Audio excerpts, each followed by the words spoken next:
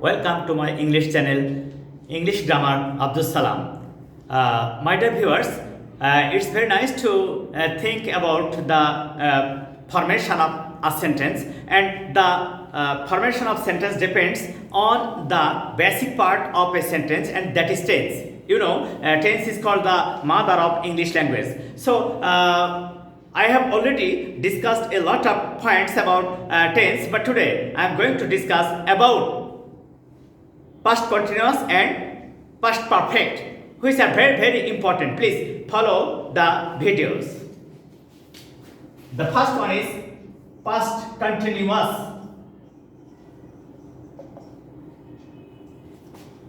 The first one is past continuous.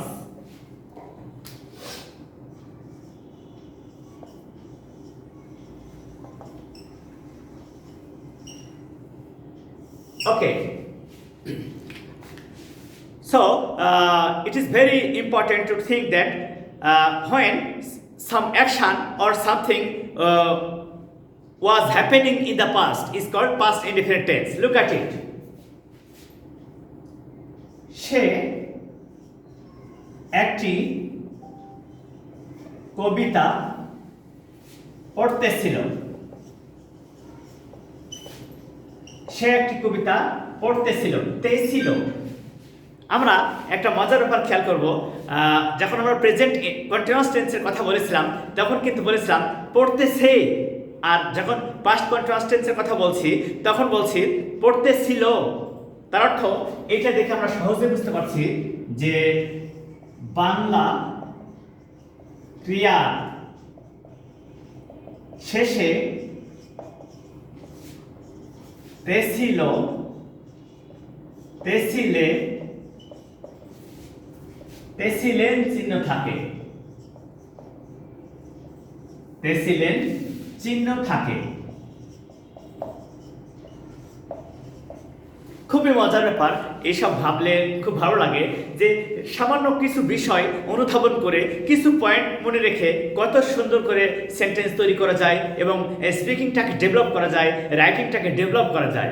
আমরা এখন দেখব কে, শি or he পড়তেছিল, was reading। কি পড়তেছিল? একটি কবিতা, a poem। তাহলে দেখো তো এই সেন্টেন্সটা কত সহজে তোমরা লিখতে পারো। সেটা হলো যখন তুমি বলতেছো যে সে একটি কবিতা পড়তেছিল, তার অর্থ এটা বোঝায় যে এই কাজটা অতীতকালে চলতেছিল, এই কাজটা অতীতকালে চলতেছিল। আর যখন তুমি এটা দেখছো যে তেছিল, তেছিলে, তেছিলেন, তুমি কিন্তু শিওর হয়ে গেলা, তুমি একেবারে শিওর হয়ে গেলা যে এটা পাস্ট কন্টিনিউয়াস টেন্স। তুমি এইটা দেখেই শিওর হয়ে গেলা এটা পাস্ট কন্টিনিউয়াস টেন্স। আচ্ছা, প্রেজেন্ট কন্টিনিউয়াস টেন্স এখানে ছিল am is are, am are, এইটা ছিল প্রেজেন্ট কন্টিনিউয়াস টেন্সে। শুধু অক্সিলারি ভার্ব চেঞ্জ করে দিলে কিন্তু পাস্ট কন্টিনিউয়াস টেন্স হয়ে গেল, একেবারে সহজ। শুধু অক্সিলারি ভার্বটাকে চেঞ্জ করে দিব যখন, তখনই পাস্ট কন্টিনিউয়াস টেন্স হলো। তাহলে আমরা এখানে যে সেন্টেন্স স্ট্রাকচার সেটা কি বুঝতেছি? একেবারে সহজ। সেই স্ট্রাকচারটা হচ্ছে subject plus auxiliary verb was or were plus verb plus ING plus object or extension. একেবারে সহজ। আমরা অতি সহজেই পাস্ট কন্টিনিউয়াস টেন্সকে নিজের দখলে বা আয়ত্তে নিতে পারবো এবং অতীতকালে চলতেছিল, ঘটতেছিল এমন অর্থ প্রকাশ করলে সেটা পাস্ট কন্টিনিউয়াস টেন্স হয়। দেখো, আমরা যদি তুলনা করি তাহলে কেমন হয়? বর্তমানে কোনো কাজ চলতেছে, এই যে আমি তোমাদের সঙ্গে কথা বলতেছি, আমি তোমাদের জন্য কাজ করছি, এটা কিন্তু প্রেজেন্ট কন্টিনিউয়াস টেন্স। এইটাকেই যদি বলা হয় আমি তোমাদের জন্য কাজ করতেছিলাম, সেটা কেমন? আমি তোমাদের জন্য কাজ করতেছিলাম।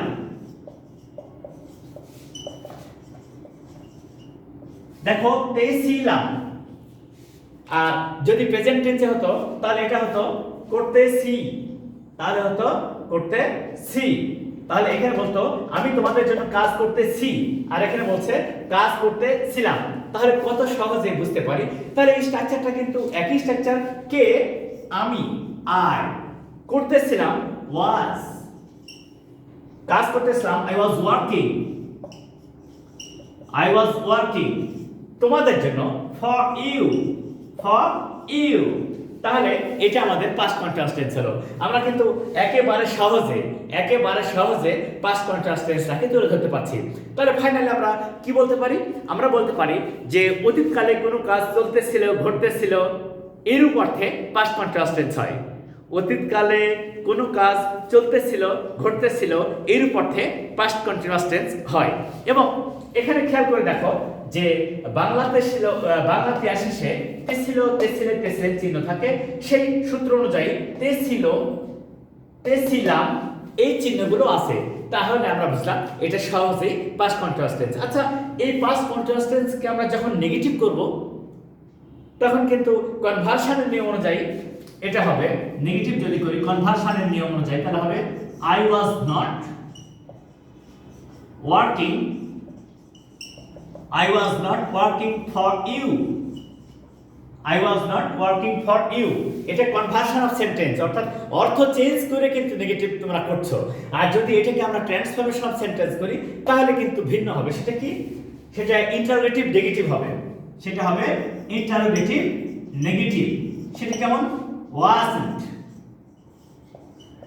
wasn't I working for you, wasn't I working for you, এইরকম হবে। তাহলে আমরা এখানে সহজে শিখলাম যে কত সহজে এটা আমরা করতে পারি বা বুঝতে পারি। সেটা কি? আমরা এখানে বলছি যে যে সমস্ত সেন্টেন্সে অক্সিলারি ভার্ব অর্থাৎ be verb, verb to have or modal auxiliary থাকে, যে সমস্ত সেন্টেন্সে বি ভার্ব অর্থাৎ am, is, are, was, were, verb to have, has, had এবং মডেল অক্সিলারি যেমন can, could, may, might, shall, should এসব থাকে, তাদেরকে নেগেটিভ করার সময় এই অক্সিলারি ভার্বের পরে নট ব্যবহার করতে হয়। এই একে যদি আমরা কনভার্সন অফ সেন্টেন্স করি, তাহলে তো নট ব্যবহার করলে হয়ে গেল। কিন্তু যখন আমরা ইন্টারোগেটিভ সেন্টেন্স করব, সেই ক্ষেত্রে কিন্তু এটা ট্রান্সফরমেশন করলে ইন্টারোগেটিভ নেগেটিভ করতে হয়, আশা করি তোমাদের পাস্ট কন্টিনিউয়াস টেন্স এবং এই সেন্টেন্সটাকে নেগেটিভ করলে কি রকম হবে, ইন্টারোগেটিভ করলে কি রকম হবে, ইন্টারোগেটিভ নেগেটিভ করলে কেমন হবে, সেটা নিয়ে তোমরা বুঝে গেছো। আচ্ছা, সব সময় যে একটা ক্লজ বা একটা সিম্পল সেন্টেন্স নেই যে পাস্ট কন্টিনিউয়াস টেন্স হয়, তা কিন্তু না। আচ্ছা, এমনও তো হতে পারে একই সময় দুইটা কাজ ঘটছে, তখনও কিন্তু পাস্ট কন্টিনিউয়াস টেন্স করা যায়। কেমন, সেটা আমরা এখন দেখব। একই সময় দুইটা কাজ ঘটছে, এইরূপ অর্থেও কিন্তু পাস্ট কন্টিনিউয়াস টেন্স করতে পারবো আমরা। সেটা নিয়ে এখন আমরা কাজ করব। আমি সবসময় তোমাদেরকে একটা কথা বলেছি যে যখন কোনো ভিডিও দেখবা, কোনো ক্লাস দেখবা, অত্যন্ত মনোযোগী হবা এবং প্রতিটা ওয়ার্ড বোঝার চেষ্টা করো। সেটা কি? দেখো, I was reading a novel while she was cooking for me. I was reading a novel, subject was while she was cooking for me. তাহলে এখানে কিন্তু আমরা একটা মজার ব্যাপার দেখলাম যে আমি যখন একটা উপন্যাস পড়ছিলাম, তখন সে আমার জন্য রান্না করছিল, আরেকটা উদাহরণ দেখো তো।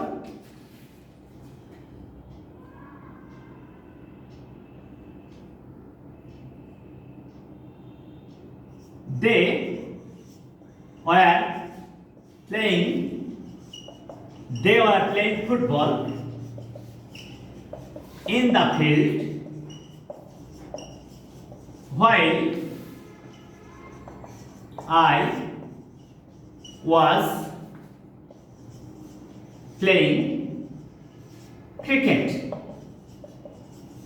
while I was playing cricket আমি যখন ক্রিকেট খেলছিলাম তারা ফুটবল খেলছিল মাঠে তাহলে কি বলছে আমি যখন ক্রিকেট খেলছিলাম তারা মাঠে ফুটবল খেলছিল দেখো একই সময়ে যখন দুটি কাজ অতীতকালে হয় একই সময়ে যখন অতীতকালে দুটি কাজ হয় তখনও কিন্তু পাস্ট কন্টিনিউয়াস টেন্স ব্যবহার করা যায় একেবারে সাধারণ আবার একটা সেন্টেন্সে সিম্পল পাস্ট এবং অন্য একটা গতিশীল অবস্থা বোঝালে অতীতকালে তখনও কিন্তু পাস্ট কন্টিনিউয়াস টেন্স হয় এবং অন্যটা সিম্পল পাস্ট টেন্স হয় তাহলে আমরা এখানে কি বলবো অতীতকালে যখন দুইটা কাজ হবে যদি একটা কাজ স্থির অবস্থা প্রকাশ পায় এবং অন্য একটা কাজ গতিশীল অবস্থা প্রকাশ পায় যে অংশটা দ্বারা গতিশীল অবস্থা প্রকাশ পাবে সেটা হবে পাস্ট কন্টিনিউয়াস টেন্স আর অন্যটা হবে সিম্পল পাস্ট টেন্স আমরা তো সিম্পল পাস্ট টেন্স নিয়ে আলোচনা করেছি এখন উদাহরণ দিলে আরো ক্লিয়ার হয়ে যাবে ব্যাপারটা যেমন দেখো তো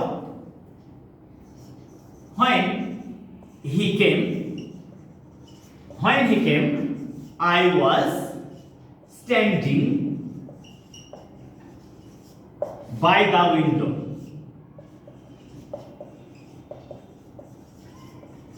দেখো তো এই সেন্টেন্সটা খেয়াল করলে কেমন হচ্ছে when he came এটাও কিন্তু অতীতকাল সাবজেক্ট এই যে হি ভার্বের পাস্ট ফর্ম তাহলে তুমি কিন্তু এটা সহজেই বুঝতে পারছো এটা একটা সিম্পল পাস্ট টেন্স কিন্তু when he came সে যখন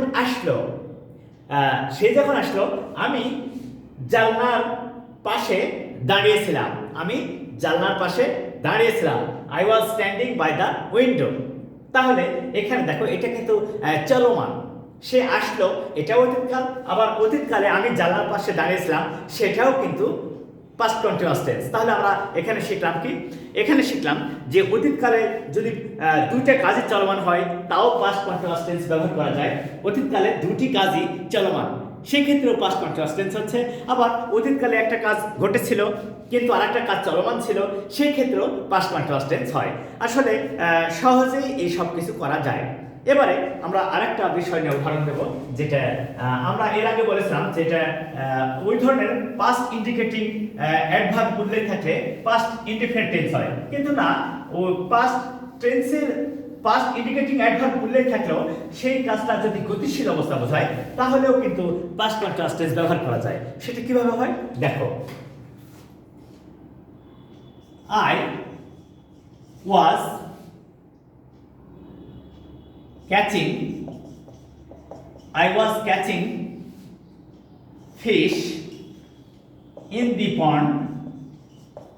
I was catching fish in the pond yesterday দেখো এই yesterday কিন্তু পাস্ট ইন্ডিকেটিং অ্যাডভার্ব এটা সাধারণত অতীতকালকে বোঝানো হয় তাহলে আমরা কিন্তু সহজে বুঝতে পারলাম যে অতীত পয়েন্টিং মানে পাস্ট ইন্ডিকেটিং অ্যাডভার্ব উল্লেখ থাকলেও পাস্ট কন্টিনিউয়াস টেন্স হয় তার প্রমাণ এইটা যে I was catching fish in the pond yesterday গতকাল আমি পুকুরে মাছ ধরছিলাম এই তো সাধারণ কিছু কথা তারপরে আমরা যখন ন্যারেশন বা স্পিচ করি তখনও কিন্তু পাস্ট কন্টিনিউয়াস টেন্স ইউজ হয় কেমন করে হয় সেটা একটু দেখি এটা ধরো ডাইরেক্ট স্পিচ আছে he said I am walking in my garden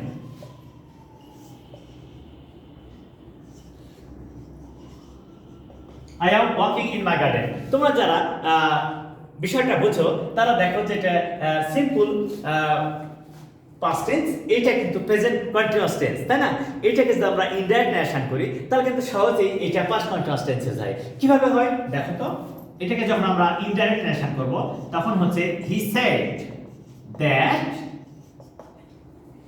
নিয়ম হচ্ছে এখানে ফার্স্ট পারসন থাকলে রিপোর্টেড স্পিচের সাবজেক্ট ফার্স্ট পারসন হলে রিপোর্টিং ভার্বের সাবজেক্ট ফাংশন করে তাহলে হি হয়ে গেল এটা রিপোর্টিং ভার্ব পাস্ট টেন্স হলে এটাও পাস্ট টেন্স হয়ে গেল তাহলে he was walking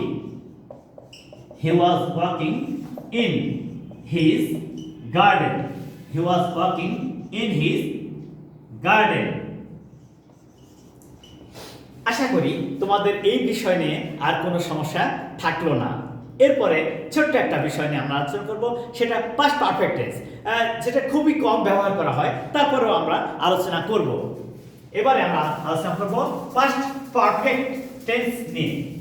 past perfect tense নিয়ে আমরা কথা বলবো এবং কিভাবে সহজে এই পাস্ট পারফেক্ট টেন্সটাকে ব্যবহার করা যায় সেটা নিয়ে আমি এখন আলোচনা করব। পাস্ট পারফেক্ট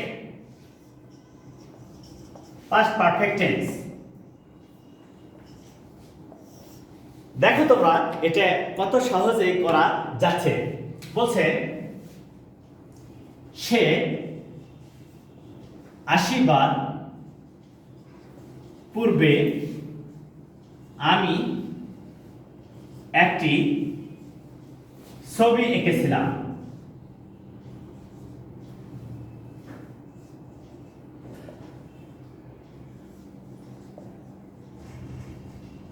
দেখো তো, সে 80 বার পূর্বে আমি একটি ছবি এঁকেছিলাম। এই সেন্টেন্সটা পড়ে কিন্তু তোমরা বুঝতে পারছো যে পাস্ট পারফেক্ট টেন্স। কেন? এখানে স্পষ্ট বলা আছে অতীতকালে দুটি কাজের মধ্যে যে কাজটি প্রথমে ঘটবে সেটা পাস্ট পারফেক্ট, আর যেটি পরে ঘটবে সেটা পাস্ট ইনডেফিনিট। তাহলে এখানে আমাদের দুইটা কাজ। সে 80 বার পূর্বে, সে কিন্তু তখনও আসেনি, আমার ছবি আঁকার কাজটা হয়ে গিয়েছিল। তাহলে আমার ছবি আঁকার কাজটা কিন্তু পাস্ট পারফেক্ট। তাহলে কি? আমি একটি ছবি এঁকেছিলাম। I had drawn a picture. I had drawn a picture before he came. আচ্ছা, এবারে খেয়াল করে দেখো তো তোমরা কত সহজে এই পাস্ট পারফেক্ট টেন্সটাকে তুলে ধরা যায়। কি বলছে? অতীতকালে দুটি কাজের মধ্যে যে কাজটি প্রথমে ঘটেছিল সেটা পাস্ট পারফেক্ট, আর যেটি পরের কাজ সেটি পাস্ট ইনডেফিনিট। এখানে খেয়াল করে দেখো, বিফোর অর্থ পূর্বে। একটা মজার কথা শোনো, বিফোর অর্থ পূর্বে, তাই বিফোরের পূর্বে পাস্ট পারফেক্ট হয়। আফটার অর্থ পরে, তাই আফটারের পরে একটা পাস্ট পারফেক্ট টেন্স হয়। কেমন? দেখো তো, তুমি 80 বার পরে আমি বাজারে গিয়েছিলাম।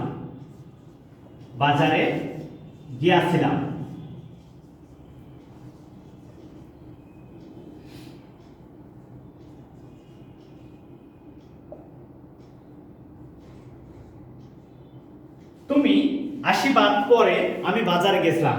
পরে আসলে তোমার আসার কাজটাই প্রথমে হয়েছিল, আর আমার বাজারে যাওয়ার কাজটা পরে হয়েছিল।